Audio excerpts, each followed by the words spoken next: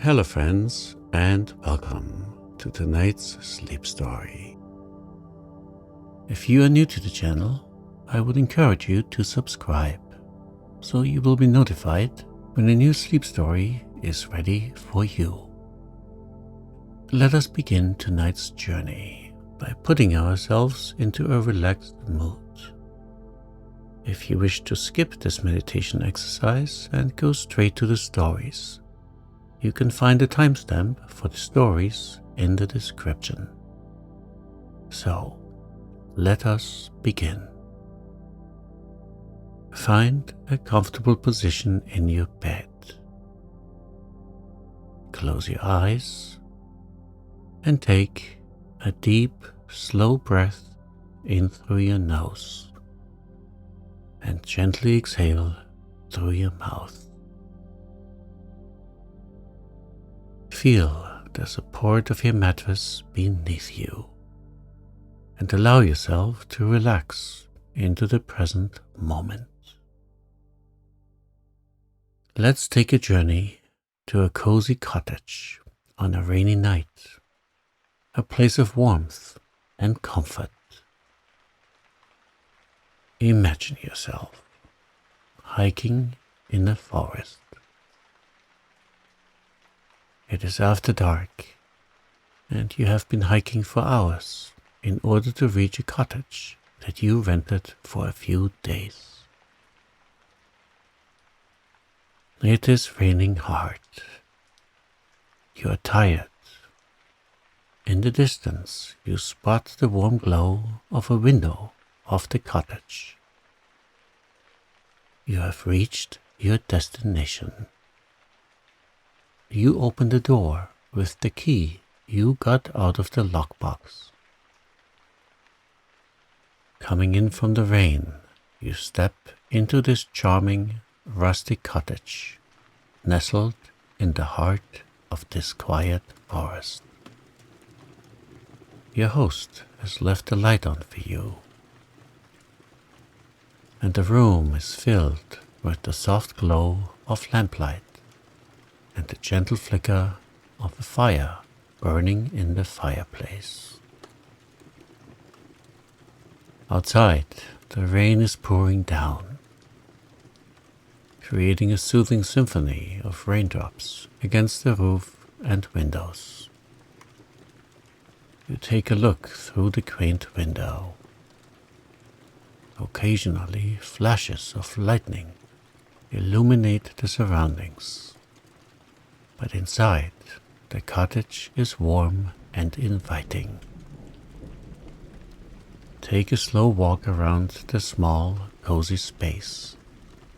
Feel the warmth envelop you as you pass the fireplace.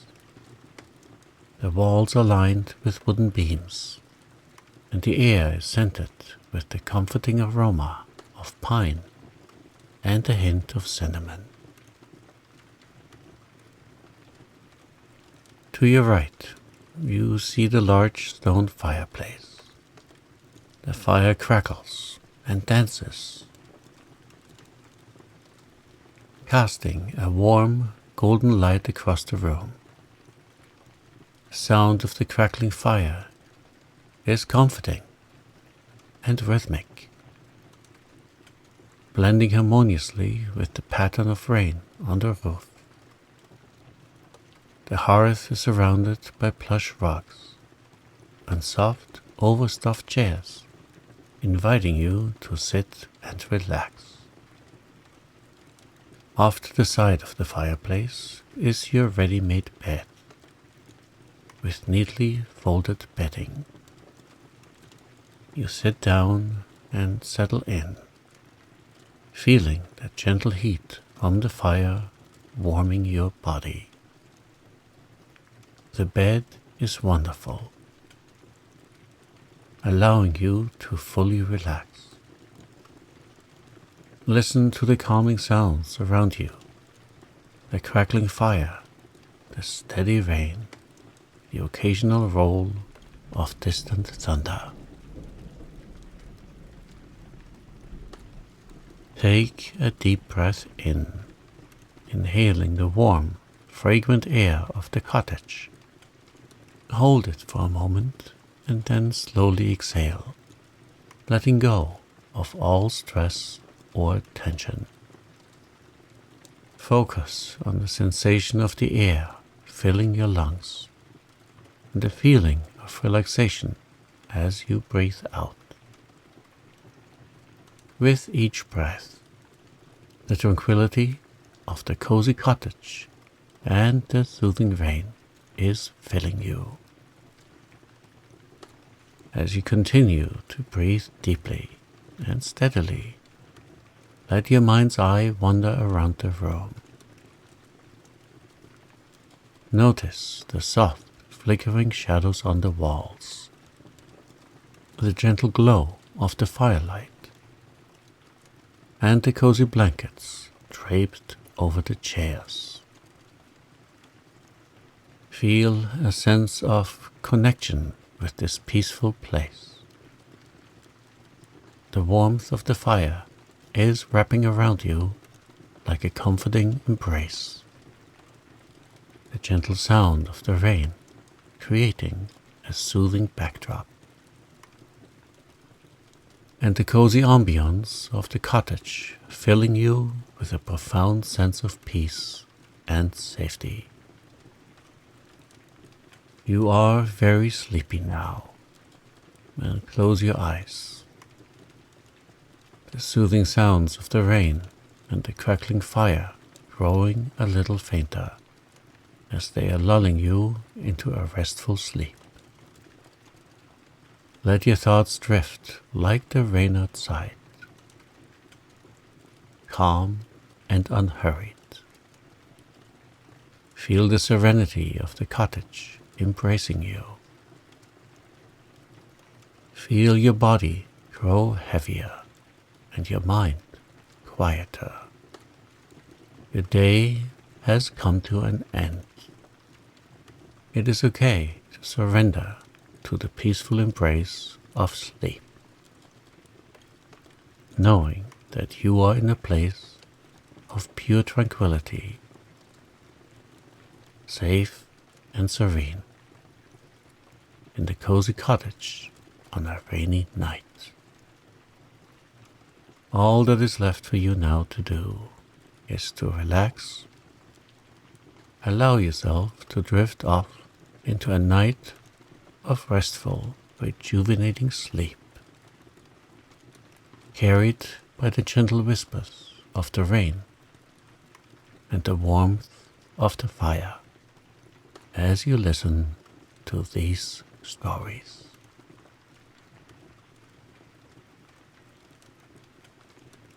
Lilian's business venture. Lilian Mitchell turned into the dry goods store on Randall Street, just as Esther Miller and Ella Taylor came out. They responded coldly to her greeting and exchanged significant glances as they walked away. Lilian's pale face crimsoned. She was a tall, slender girl of about 17 and dressed in mourning. These girls had been her close friends once, but that was before the Mitchells had lost their money. Since then, Lilian had been cut by many of her old chums, and she felt it keenly. The clerks in the store were busy, and Lilian sat down to wait her turn. Near to her, 2 ladies were also waiting and chatting. "Helen wants me to let her have a birthday party," Mrs. Saunders was saying wearily. "She has been promised it so long, and I hate to disappoint the child. But our girl left last week, and I cannot possibly make all the cakes and things myself. I haven't the time or strength, so Helen must do without her party." "Talking of girls," said Mrs. Reeves impatiently, "I am almost discouraged. It is so hard to get a good all-around one. The last one I had was so saucy, I had to discharge her." and the one I have now cannot make decent bread. I never had good luck with bread myself either. That is Mrs. Potter's great grievance too. It is no light task to bake bread for all those boarders. Have you made your jelly yet? No. Maria cannot make it, she says, and I detest messing with jelly. But I really must see to it soon. At this point, a saleswoman came up to Lilian, who made her small purchases and went out. There goes Lilian Mitchell, said Mrs. Reeves in an undertone. She looks very pale. They say they are dreadfully poor since Henry Mitchell died. His affairs were in a bad condition, I am told. I am sorry for Mrs. Mitchell, responded Mrs. Saunders. She is such a sweet woman. Lilian will have to do something, I suppose, and there is so little chance for a girl here. Lilian, walking down the street, was wearily turning over in her mind the problems of a young existence. Her father had died the preceding spring. He had been a supposedly prosperous merchant. The Mitchells had always lived well, and Lilian was a petted and only child. Then came the shock of Henry Mitchell's sudden death, and of financial ruin. His affairs were found to be hopelessly involved. When all the debts were paid, there was left only the merest pittance, barely enough for house rent, for Lilian and her mother to live upon. They had moved into a tiny cottage in an unfashionable locality, and during the summer Lilian had tried hard to think of something to do. Mrs. Mitchell was a delicate woman, and the burden of their situation fell on Lilian's young shoulders. There seemed to be no place for her. She could not teach, and had no particular talent in any line. There was no opening for her in Willington, which was a rather sleepy little place, and Lilian was almost in despair. There really doesn't seem to be any real place in the world for me, Mother, she said rather dolefully at the supper table. I have no talent at all. It is dreadful to have been born without one, and yet I must do something, and do it soon. And Lilian, after she had washed up the tea dishes, went upstairs and had a good cry. But the darkest hour, so the proverb goes, is just before dawn, and after Lilian had had her cry out and was sitting at her window in the dusk, watching a thin new moon shining over the trees down the street, her inspiration came to her. A minute later she whirled into the tiny sitting room where her mother was sewing. Mother, our fortune is made. I have an idea. Don't lose it then, said Mrs. Mitchell with a smile. What is it, my dear? Lilian sobered herself, sat down by her mother's side, and proceeded to recount the conversation she had heard in the store that afternoon. Now, Mother, this is where my brilliant idea comes in. You have often told me I am a born cook, and I always have good luck. Now, tomorrow morning I shall go to Mrs. Saunders and offer to furnish all the good things for Helen's birthday party.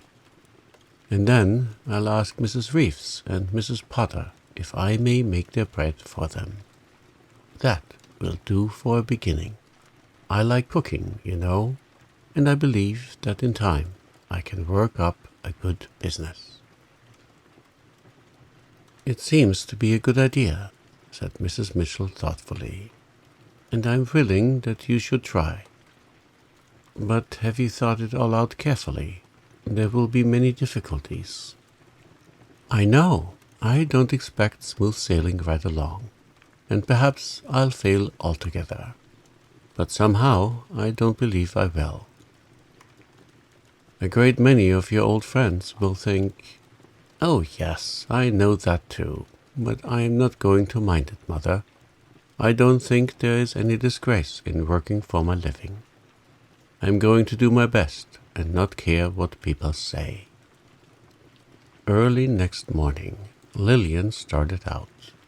She had carefully thought over the details of her small venture, considered ways and means, and decided on the most advisable course. She would not attempt too much, and she felt sure of success. To secure competent servants was one of the problems of Wilmington people. At Drayton, a large neighboring town, were several factories, and into these all the working girls from Wilmington had crowded, leaving very few who were willing to go out to service.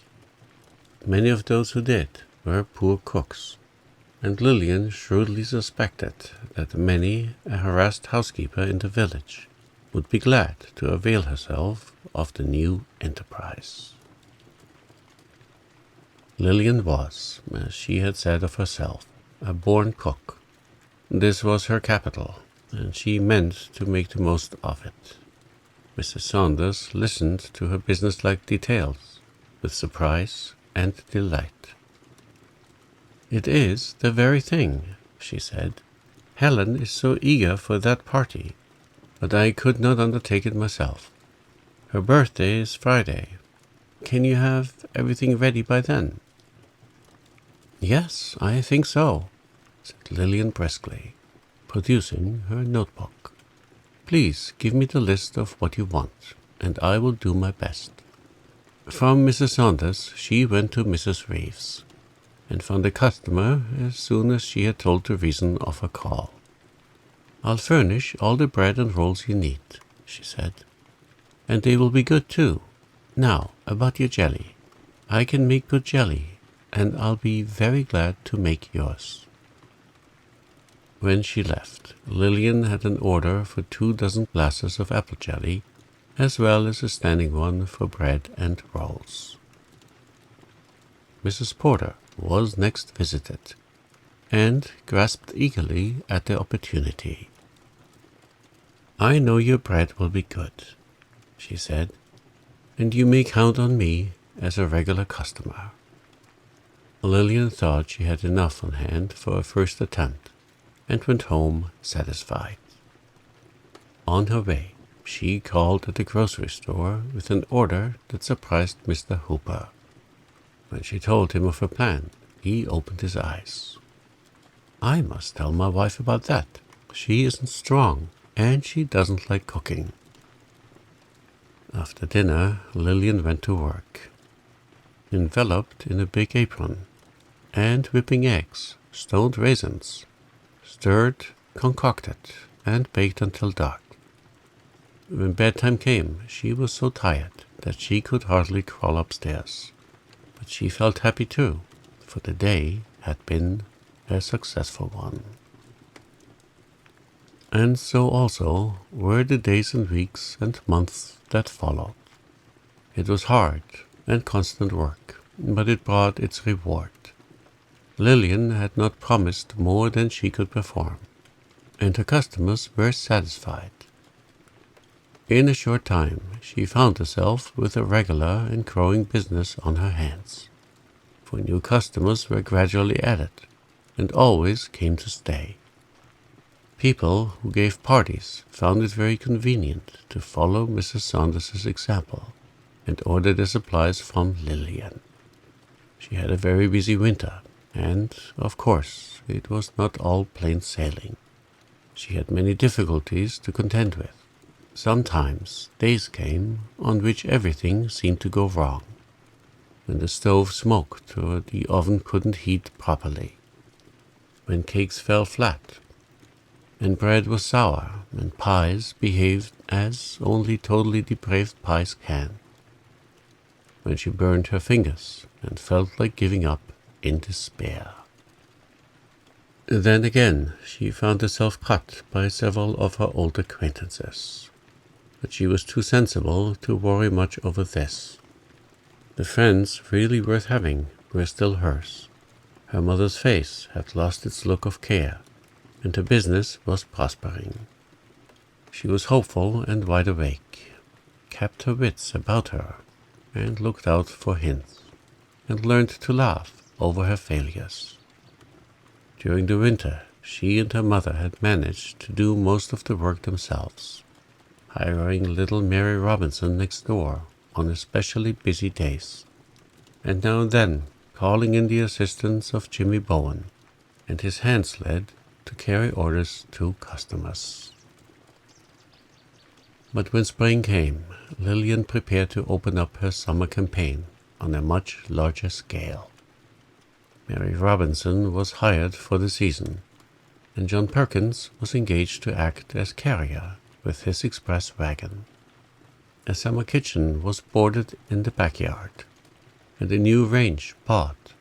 Lilian began operations with a striking advertisement in the Wellington News, and an attractive circular sent around to all her patrons.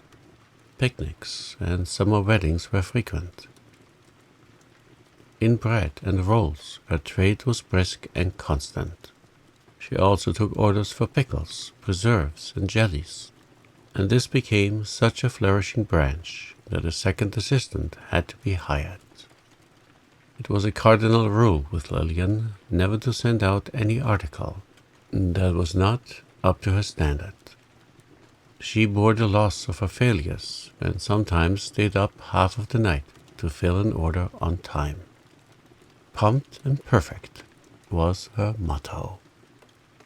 The long, hot summer days were very trying, and sometimes she got very tired of it all. But when, on the anniversary of her first venture, she made up her accounts, she was well pleased. To be sure, she had not made a fortune, but she had paid all their expenses, had $100 clear, and had laid the solid foundations of a profitable business. "Mother," she said jubilantly, as she wiped a dab of flour from her nose and proceeded to concoct the icing for Blanche Remington's wedding cake. "Don't you think my business venture has been a decided success?" Mrs. Mitchell surveyed her busy daughter with a motherly smile. "Yes, I think it has," she said. In spite of myself. My trunk was packed, and I had arranged with my senior partner, I was the junior member of a law firm, for a month's vacation. Aunt Lucy had written that her husband had gone on a sea trip, and she wished me to superintend the business of his farm and mills in his absence, if I could arrange to do so. She added that Gussie thought it was a pity to trouble me, and wanted to do the overseeing herself, but that she, Aunt Lucy, preferred to have me at the head of affairs. I had never seen my step-cousin, Augusta Ashley, but I knew, from Aunt Lucy's remarks concerning her, pretty much what sort of person she was. Just the precise kind I disliked immeasurably. I had no idea what her age was, but doubtless she was over 30. Tall, determined, aggressive, with a faculty for managing, a sharp, probing nose, and a Y formation between her eyebrows. I knew the type, and I was assured that the period of sojourn with my respected aunt would be one of strife between Miss Ashley and myself. I wrote to Aunt Lucy to expect me, made all necessary arrangements, and went to bid Nellie goodbye. I had made up my mind to marry Nellie. I had never openly avowed myself her suitor, but we were close and had grown up together, so that I knew her well enough to be sure of my ground. I liked her so well that it was easy to persuade myself that I was in love with her. She more nearly fulfilled the requirements of my ideal wife than anyone I knew. She was pleasant to look upon, without being distractingly pretty. Small and fair, and womanly. She dressed nicely, sang and played agreeably, danced well, and had a cheerful, affectionate disposition. She was not alarmingly clever, had no hobbies, and looked up to me as heir to all the wisdom of the ages. What man does not like to be thought clever and brilliant? I had no formidable rival, and our families were anxious for the match. I considered myself a lucky fellow. I felt that I would be very lonely without Nellie when I was away, and she admitted frankly that she would miss me awfully. She looked so sweet that I was on the point of asking her then and there to marry me. Well, fate interfered in the guise of a small brother, so I said goodbye and left, mentally comparing her to my idea of Miss Augusta Ashley, much to the latter's disadvantage. When I stepped from the train at a sleepy country station next day, I was promptly waylaid by a black-eyed urchin who informed me that Mrs. Ashley had sent him with an express wagon for my luggage, and that Miss Gussie was waiting with the carriage at his door, pointing down to a small building before whose door a girl was trying to soothe her frightened horse. As I went down the slope towards her, I noticed she was tall, quite too tall for my taste. I dislike women who can look into my eyes on a level, but I had to admit that her form was remarkably symmetrical and graceful. She put out her hand. It was ungloved and large, but white and firm, with a cool, pleasant touch, and said with a composure akin to indifference, "Mr. Carslake, I presume? Mother could not come to meet you, so she sent me. Will you be kind enough to hold my horse for a few minutes? I want to get something in the store." Whereupon she calmly transferred the reins to me and disappeared. At the time, she certainly did not impress me as pretty, yet neither could I call her plain. Taken separately, her features were good. Her nose was large and straight. The mouth also a trifle large, but firm and red. The brow wide and white, shadowed by a straying dash of brown curl or two. She had a certain cool, statuesque paleness, accentuated by straight, fine, black brows, and her eyes were a bluish-gray. But the pupils, as I afterward found out, had a trick of dilating into wells of blackness, which, added to a long fringe of very dark lashes, made her eyes quite the most striking feature of her face. Her expression was open and frank, and her voice clear and musical without being sweet. She looked about 22. At the time, I did not fancy her appearance, and made a mental note to the effect that I would never like Miss Ashley. I had no use for cool, business-like women. Women should have no concern with business. Nellie would never have troubled her dear, curly head over it. Miss Ashley came out with her arms full of packages, stowed them away in the carriage, got in, told me which road to take, and did not again speak till we were out of the village and driving along a pretty country lane, arched over with crimson maples and golden-brown beeches. The purplish haze of a sunny autumn day mellowed over the fields, and the bunch of goldenrod at my companion's belt was akin to the plumed ranks along the fences. I hazarded the remark that it was a fine day. Miss Ashley gravely admitted that it was. Then a deep smile seemed to rise somewhere in her eyes and creep over her face, discovering a dimple here and there as it proceeded. "Don't let's talk about the weather. The subject is rather stale," she said. "I suppose you're wondering why on earth Mother had to drag you away out here. I tried to show her how foolish it was, but I didn't succeed. Mother thinks there must be a man at the head of affairs, or they'll never go right. I could have taken full charge easily enough. I haven't been Father's boy all my life for nothing. There was no need to take you away from your business." I protested. I said I was going to take a vacation anyway, and business was not pressing just then. I also hinted that, while I had no doubt of her capacity, she might have found the duties of superintendent rather arduous. "Not at all," she said, with a serenity that made me groan inwardly.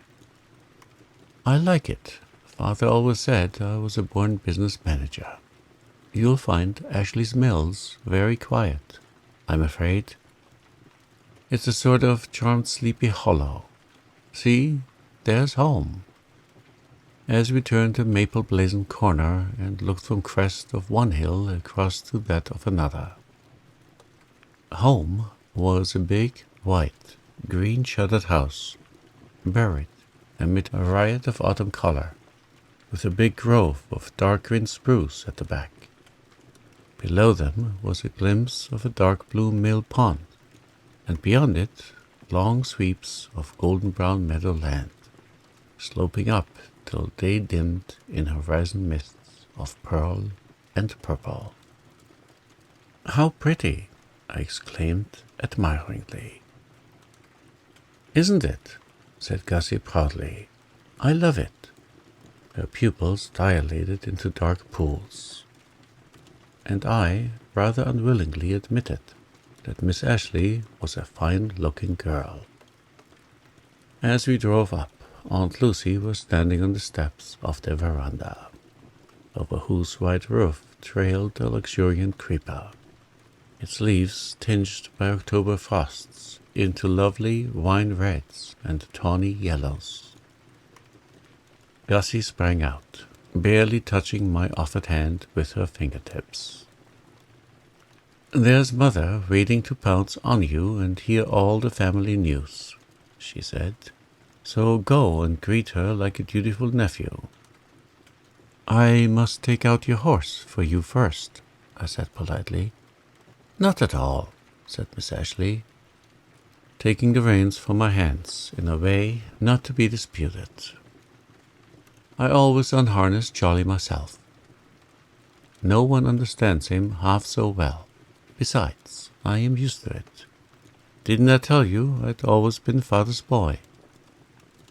"I well believe it," I thought in disgust, as she led the horse over to the well, and I went up to Aunt Lucy. Through the sitting-room windows I kept a watchful eye on Miss Ashley, as she watered and deftly unharnessed Charlie, and led him into his stable with sundry pats on his nose. Then I saw no more of her till she came in to tell us tea was ready, and led the way out to the dining room. It was evident Miss Gussie held the reins of household government, and no doubt worthily. Those firm, capable white hands of hers looked as though they might be equal to a good many emergencies. She talked little, leaving the conversation to Aunt Lucy and myself, though she occasionally dropped in an apt word. Toward the end of the meal, however, she caught hold of an unfortunate opinion I had incautiously advanced, and tore it into tatters. The result was a spirited argument, in which Miss Gussie held her own with such ability that I was utterly routed and found another grievance against her. It was very humiliating to be worsted by a girl, a country girl at that, who had passed most of her life on a farm, No doubt she was strong-minded and wanted to vote. I was quite prepared to believe anything of her. After tea, Miss Ashley proposed a walk around the premises in order to initiate me into my duties. Apart from his farm, Mr. Ashley owned large grist and sawmills and did a flourishing business, with the details of which Miss Gussie seemed so conversant that I lost all doubt of her ability to run the whole thing as she had claimed. I felt quite ignorant in the light of her superior knowledge, and our walk was enlivened by some rather too lively discussion between us. We walked about together, however, till the shadows of the firs by the mills stretched nearly across the pond, and the white moon began to put on a silvery burnish. Then we wound up by a bitter dispute, during which Gussie's eyes were very black and each cheek had a round, red stain on it. She had a little air of triumph at having defeated me. I have to go now and see about putting away the milk, and I dare say you are not sorry to be rid of me, she said, with a demureness I had not credited her with. But if you come to the veranda in half an hour, I'll bring out a glass of new milk and some pound cake I made today by a recipe that's been in the family for 100 years. And I hope it will choke you for all the snubs you've been giving me. She walked away after this amiable wish, and I stood by the pond till the salmon tints faded from its waters, and stars began to mirror themselves brokenly in its ripples. The mellow air was full of sweet, mingled, eventide sounds as I walked back to the house. Aunt Lucy was knitting on the veranda. Gussie brought out cake and milk and chatted to us while we ate, in an inconsequent girlish way, or fed bits of cake to a green-eyed goblin in the likeness of a black cat. She appeared in such an amiable light that I was half inclined to reconsider my opinion of her.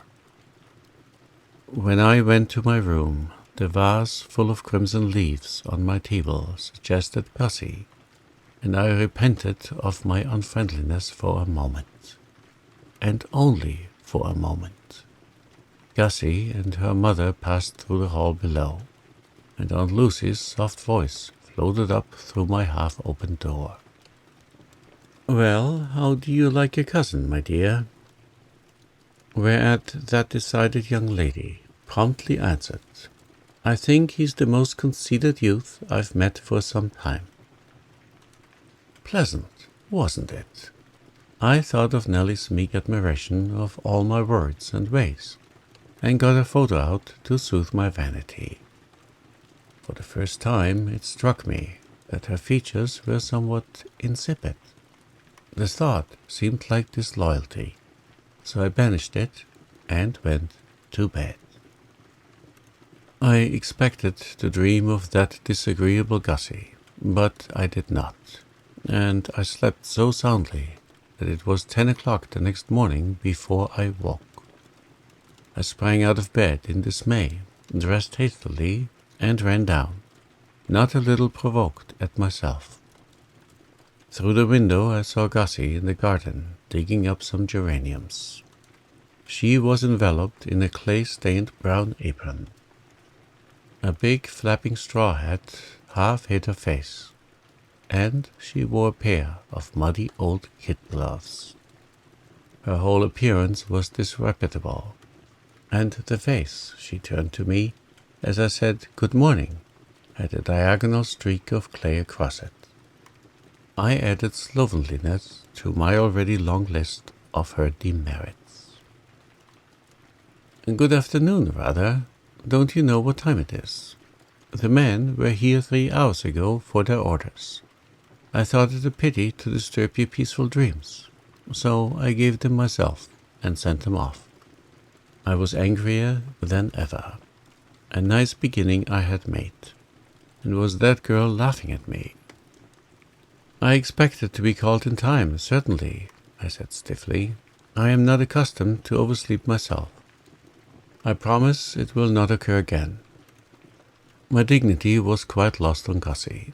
She peeled off her gloves cheerfully and said, I suppose you'd like some breakfast. Just wait till I wash my hands, and I'll get you some.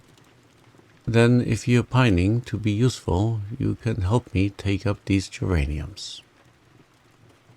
There was no help for it. After I had breakfasted, I went, with many misgivings. We got on fairly well, however. Gussie was particularly lively and kept me too busy for argument. I quite enjoyed the time, and we did not quarrel until nearly the last, when we fell out bitterly over some horticultural problem, and went in to dinner in sulky silence.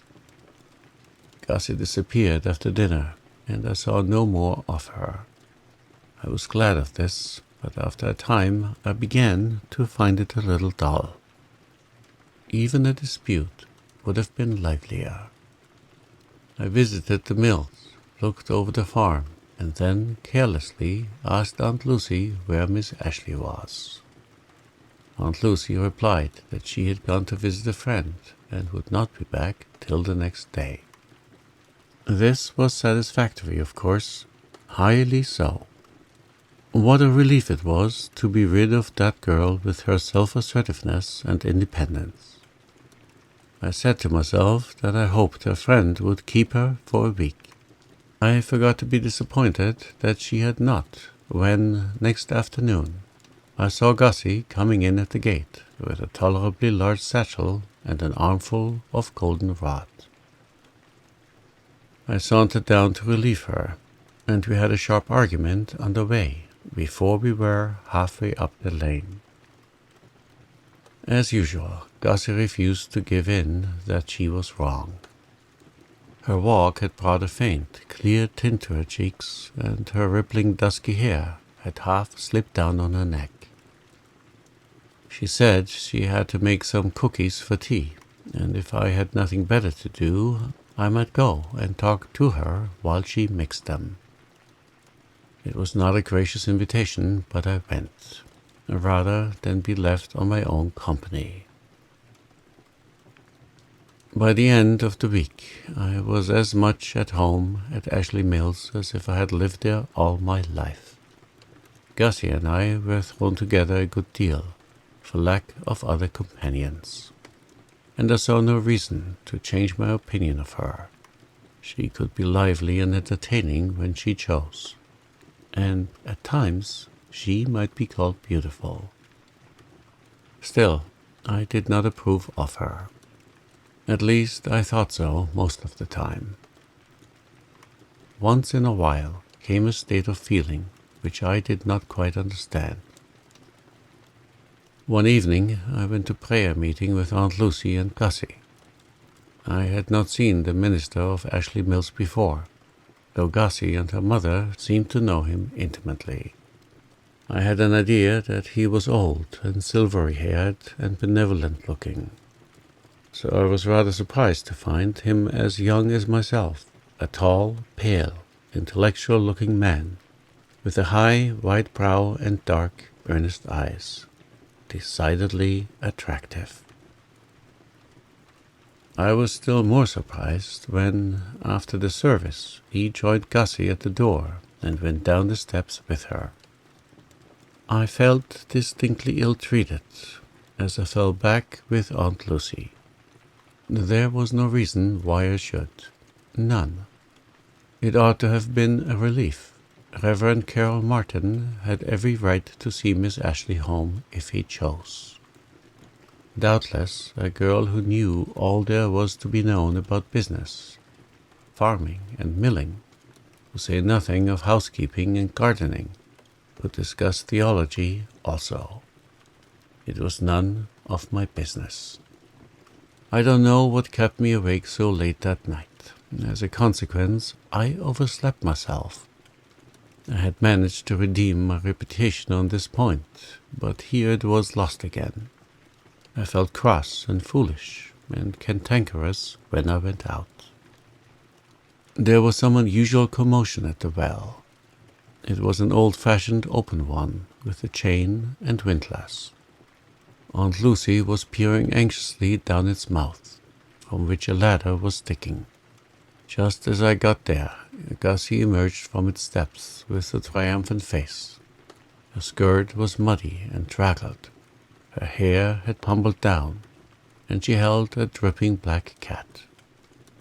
"Coco must have fallen into the well last night," she explained, as I helped her to the ground. "I missed him at milking time, and when I came to the well this morning, I heard the most ear-splitting yowls coming up from it. I couldn't think where he could possibly be, for the water was quite calm, until I saw he had crept into a little crevice in the stones on the side. So I got a ladder and went down after him." "You should have called me," I said sourly. "You might have killed yourself, going down there. And Coco might have tumbled in and drowned while you were getting up," retorted Gussie. "Besides, what was the need? I could go down as well as you." "No doubt," I said, more sharply than I had any business to. "I don't dream of disputing your ability to do anything you may take it into your head to do. Most young ladies are not in the habit of going down wells, however." "Perhaps not," she rejoined, with freezing calmness. "But as you may have discovered, I am not most young ladies. I am myself, Augusta Ashley, and accountable to nobody but myself if I choose to go down the well every day for pure love of it." She walked off in her wet dress with her muddy cat. Gussie Ashley was the only girl I ever saw who could be dignified under such circumstances. I was in a very bad humor with myself as I went off to see about having the well cleaned out. I had offended Gussie, and I knew she would not be easily appeased. Nor was she. For a week she kept me politely, studiously at a distance, in spite of my most humble advances. Reverend Carroll was a frequent caller, ostensibly to make arrangements about a Sunday school they were organizing in a poor part of the community. Gussie and he held long conversations on this enthralling subject. Then Gussie went on another visit to her friend, and when she came back, so did Reverend Carroll. One calm, hazy afternoon, I was coming slowly up from the mills. Happening to glance at the kitchen roof, I gasped. It was on fire in one place. Evidently, the dry shingles had caught fire from a spark. There was not a soul about save Gussie, Aunt Lucy, and myself. I dashed wildly into the kitchen, where Gussie was peeling apples. "The house is on fire!" I exclaimed. Gussie dropped her knife and turned pale. "Don't wake Mother," was all she said, as she snatched a bucket of water from the table. The ladder was still lying by the well. In a second I had raced it to the roof, and, while Gussie went up it like a squirrel and dashed the water on the flames, I had 2 more buckets ready for her. Fortunately, the fire had made little headway, though a few minutes more would have given it a dangerous start. The flames hissed and died out as Gussie threw on the water, and in a few seconds only a small black hole in the shingles remained. Gussie slid down the ladder. She trembled in every limb, but she put out her wet hand to me with a faint, triumphant smile. We shook hands across the ladder with a cordiality never before expressed. For the next week, in spite of Reverend Carroll, I was happy when I thought of Gussie and miserable when I thought of Nellie. I held myself in some way bound to her, and was she not my ideal? Undoubtedly. One day I got a letter from my sister. It was long and newsy, and the 8th page was most interesting. "If you don't come home and look after Nellie," wrote Kate, "you'll soon not have her to look after. You remember that old lover of hers, Rod Allen? Well, he's home from the West now, immensely rich, they say, and his attentions to Nellie are the town talk. I think she likes him too. If you bury yourself any longer at Ashley Mills, I won't be responsible for the consequences." This lifted an immense weight from my mind, but the 9th page hurled it back again. "You never say anything of Miss Ashley in your letters. What is she like? Young or old, ugly or pretty, clever or dull? I met a lady recently who knows her and thinks she is charming. She also said Miss Ashley was to be married soon to Reverend something or other. Is it true?" Aye, was it? Quite likely. Kate's letter made a very miserable man of me. Gussie found me a dull companion that day. After several vain attempts to rouse me to interest, she gave it up. "There is no use talking to you," she said impatiently. "I believe you are homesick. That letter you got this morning looked suspicious. Anyhow, I hope you'll get over it before I get back." "Are you going away?" I asked. "Yes, I'm going to stay a few days with Flossie." Flossie was that inseparable chum of hers. "You seem to spend a good deal of your time with her," I remarked discontentedly. Gussie opened her eyes at my tone. "Why, of course," she said. "Flossie and I have always been chums, and she needs me more than ever just now, for she is awfully busy. She is to be married next month." "Oh, I see. And you—" "I'm to be bridesmaid, of course, and we've heaps to do. Flossie wanted to wait until Christmas, but Mr. Martin is in a—" "Mr. Martin?" I interrupted. "Is Mr. Martin going to marry your friend?" "Why, yes, didn't you know? They just suit each other. There he comes now. He's going to drive me over, and I'm not ready." "Talk to him, for pity's sake, while I go and dress." I never enjoyed a conversation more. Reverend Carroll Martin was a remarkably interesting man. Nellie married Rod Allen at Christmas, and I was best man. Nellie made a charming little bride, and Rod fairly worshipped her. My own wedding did not come off until spring. As Gussie said, she could not get ready before that.